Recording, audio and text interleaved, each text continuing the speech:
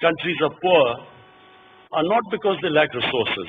Reason why countries are poor, because the corruption of the ruling elite destroys state institutions. And secondly, the money that should be spent on developing human resources gets diverted and goes into mega projects with mega commissions, with mega kickbacks. And the worst part of corruption is money laundering. Money that leaves the country. In my opinion, one of the biggest problems the world faces today is money laundering. Money laundering means money leaves poor countries and goes into rich countries. Money laundering means that despite all the aid given by rich countries to the poor countries, there is almost $1 trillion every year that leaves the developing world into developed world. And when money leaves the poor countries, it deprives that country of resources. It deprives the country of foreign exchange. They end up taking foreign loans. And who pays for the foreign loans are the people of the country through inflation, through higher prices. That's how they pay for the loans. So the poor get poorer and the rich get richer in poor countries, and the rich countries get richer and the poor countries get poorer. So Pakistan, unfortunately, after the mid-80s started suffering from corruption, and our corruption quantumly grew. In mid-80s, I was playing cricket. I left cricket in 1992. And after that, I decided that I should come into politics to fight corruption. That's when I formed my party in 1996. The main plank of my party was to combat corruption. For 15 years, I struggled. I had a very small party. No one took my party seriously. And the only reason I succeeded was because I learned a very important lesson from sports. You only lose when you give up. And a champion is a champion who learns from his mistakes, who analyzes his mistakes and corrects them. So these two things made me last for 15 years when my party was very small. And then 7 years ago, suddenly people began to realize what I was talking about, corruption. Until then, no one took corruption as an issue. And then from 2011, exactly 7 years ago when I came to China as the head of my party, from then onwards, my party started growing. And today, it is, I thank the Almighty, it is the biggest party in Pakistan, and we are in government now. Now, ever since we have been in power, which is 2 months, our main concern is to strengthen state institutions. The stronger the state institutions, the less the corruption. And second is poverty alleviation. You cannot have a society where there are only a small number of rich people and a sea of poor people. You cannot have a society with so much inequality and expect that you will progress. Now, this is where we admire China so much. My admiration for China is for one reason mainly. No country in human history has ever taken 700 million people out of poverty in 30 years, as China has done. This is, in my opinion, the greatest achievement a nation can achieve. 700 million people out of poverty.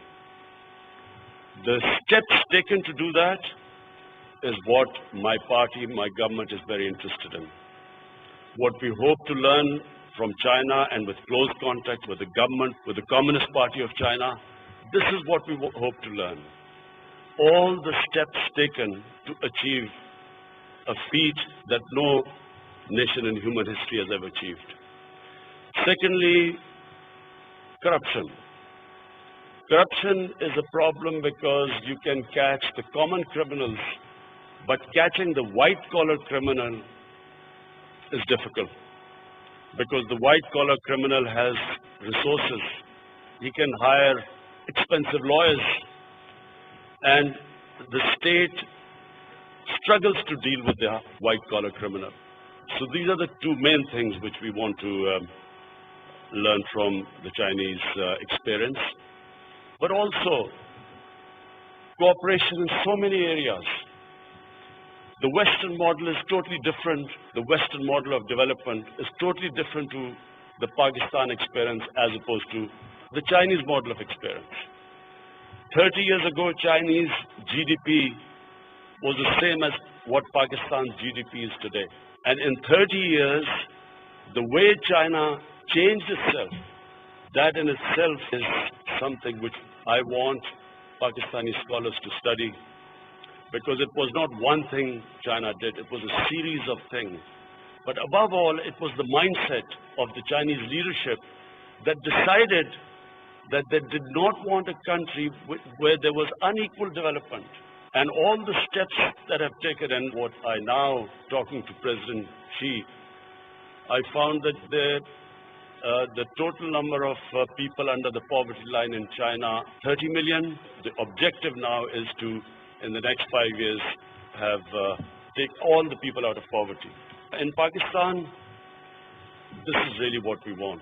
My party stands for two things. One, as I said before, institution building, and number two is taking people out of poverty. What China has offered us is a great opportunity. CPEC has come to Pakistan as a great blessing. It affords an opportunity, not just the connectivity with China, but the special economic zones afford an opportunity for us to bring in investment. We need investment in Pakistan more than ever, because Pakistan, because of mismanagement and corruption, and of course, last 15 years we have suffered because of the war on terror. Pakistan needs investment.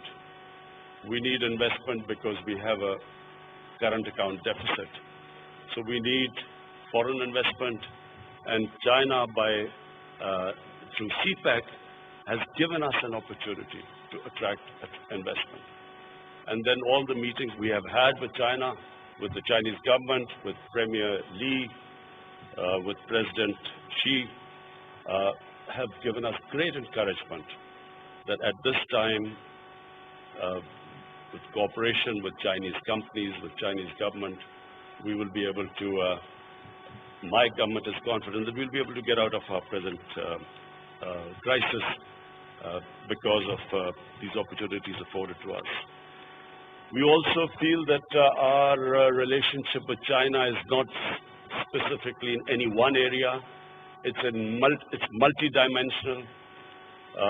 The way Chinese have dealt with the big urban city metropolis, the problems faced by that, we can learn a lot, because we also have growing urbanization in big cities, all the problems that come with urbanization, sewage system, waste disposal, the threat to the environment, pollution.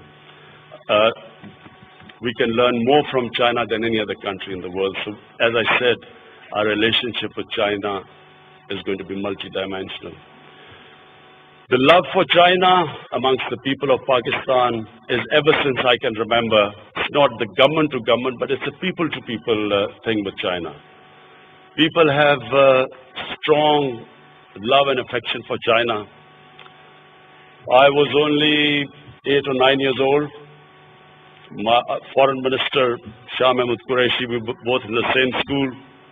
So we still remember when Premier Chu En-lai came to Pakistan, and all of us stood outside our school with Chinese flags welcoming him. Ever since then, always China has had a special place in the hearts of people of Pakistan. Whenever we have been in need, China has been there to help us. the expression all-weather friend is true as far as Pakistan is concerned for China. And I can assure China that whenever we are needed, Pakistan will always be standing by our brothers. That's why we call Chinese Iron Brothers. Finally, I would like to say that my delegation, and I have been given such great welcome in China, the love and affection we have seen. I just want to say thank you. वज़ीर-ए-आज़म